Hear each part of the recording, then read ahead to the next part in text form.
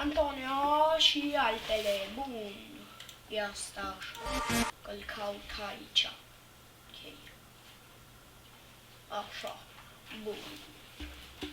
Acesta este un prieten, de fapt. O să vă arăt și canalul lui vechi. Înainte, parcă-l chema Antonio, cred. Da, Antonio. Nu știu.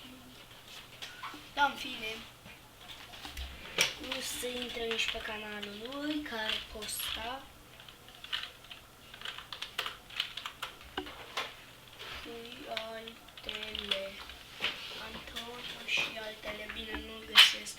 Stai așa. Nu mă interesează, frate, de niciun intro. A, uite la aici.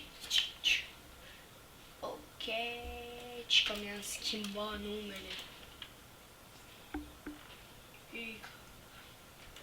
Ica. Ok, lume, să-i dați like. Uitați, are 24 de abonați.